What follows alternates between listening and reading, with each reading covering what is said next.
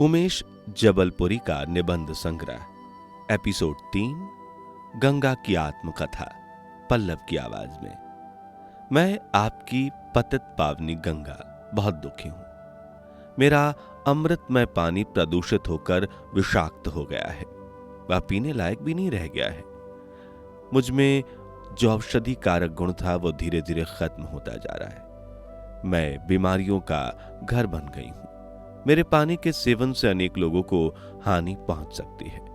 इन सब कारणों से मैं बहुत दुखी हूं। मैं इस मृत्यु लोक में भागीरथी की कठिन तपस्या के कारण इस मरुभूमि को शुद्ध करने आई थी, लेकिन यहाँ के निवासियों को शुद्ध करते करते मैं खुद ही अशुद्ध हो गई हूं। आज स्थिति यह हो गई है कि मुझे शुद्ध करने हेतु एक राष्ट्रीय स्तर पर अभियान चलाया जा रहा है। एक गंगा विकास प्राधिकरण की स्थापना की गई है, जिसका उद्देश्य गंगा को प्रदूषण से मुक्त करना है। इस कार्य के लिए करोड़ों रुपए खर्च किए जा रहे हैं। मेरी इस दुर्दशा के लिए बहुत से लोग दोषी हैं, जिनमें मेरे भक्त की बड़ी संख्या भी शामिल है। मेरा उदय हिमालय के पास गंगोत्री से हुआ है। बहुत दिनों से हिमालय के पास वनों की अंधाधुंध कटाई की जा रही है, जिसके कारण पहाड़ी क्षेत्रों में बाढ़ आ जाती है। उस बाढ़ से पेड़ों का मलबा बहकर नदी में जम जाता है। इस प्रकार जिस जगह से प्रारंभ होकर मैं सारे देश में बहती हूं, वहीं से मुझ में गंदगी समा जाती है। मैं गंगोत्री से ही प्रदूषण युक्त हो जाती हूं। इसके बाद मैं नील धारा में नहरों के रूप में बहती हूं। नहर के रूप में बहने के कारण मुझ में गंदगी छनने की प्राकृतिक क्षमता खत्म हो जाती है। गंदगी मेरी तलहटी में जमा हो जाती है और इस तरह से पूरे देश में मैं अपने में गंदगी समाये बहने लगती हूँ।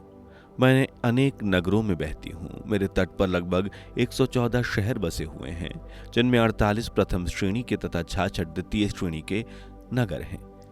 इन सब नगरों की गंदगी, नालियों का दूषित जल मुझ में बड़े व छोटे नालों द्वारा गिराया जाता है।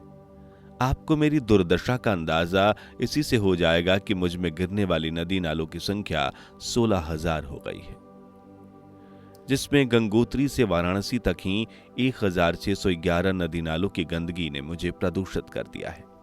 मेरे तट पर बसा हुआ कानपुर एक बहुत बड़ा औद्योगिक नगर है, जो अपने चमड़ा उद्योग के लिए जग प्रसिद्ध है।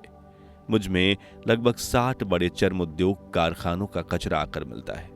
इस कचरे में क्रोमियम धातु की अधिकता रहती है, जिसके कारण मेरा पानी दुर्गंध युक्त हो जाता है।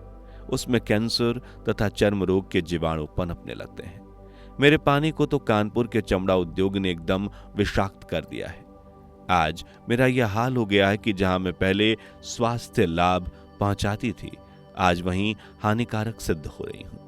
पूरे देश में मेरे किनारे बसे हुए लगभग 5,000 छोटे बड़े उद्योग अपना रासायनिक पदार्थों युक्त कचरा मुझ में बहाते हैं।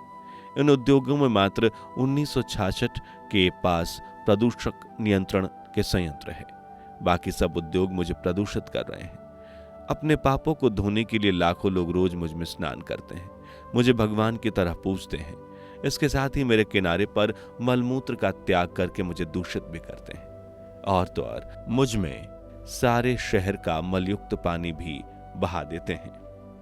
अकेले बाबा शिव की नगरी बनारस में मुझ में 20 करोड़ गैलन मलयुक्त पानी गिराया जाता है।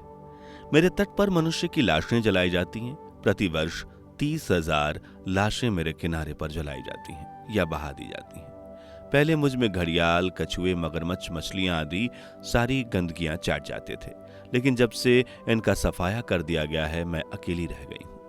मुझ में फेंके मुर्दे या जानवर बुरी तरह सड़ जाते हैं और गिद्ध व कुत्ते आदि मेरे चारों ओर गंदगी फैलाते रहते हैं। मछुआरे मुझसे मछली लेकर पेट पालते हैं, मगर वे भी अपनी सारी गंदगी मुझ में ही डालकर मुझे प्रदूषित कर रहे हैं।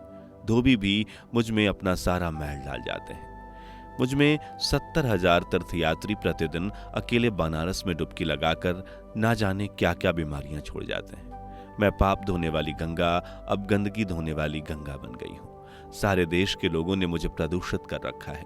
सबसे ज्यादा 33% मुझे उत्तर प्रदेश के लोगों ने दूषित कर रखा है। इसके बाद पश्चिम बंगाल ने 27%, बिहार ने 20%। मेरी व्यथा सुनकर आज आप ही नहीं बल्कि सरकार भी द्रवित है, जो मुझे प्रदूषण मुक्त करने के लिए जोर शोर से अभियान चला रही है।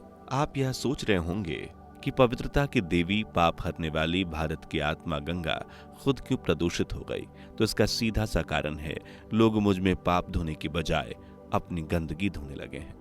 आज मैं कितनी दुखी हूं, इस बात का अंदाजा इसी से लगाया जा सकता है कि जो मेरे लोग गंगा तेरी पानी अमृत कहकर सम्मान देते थे, वहीं मुझे राम तेरी गंगा मैली कहकर मेरा मजाक उड़ा रहे हैं।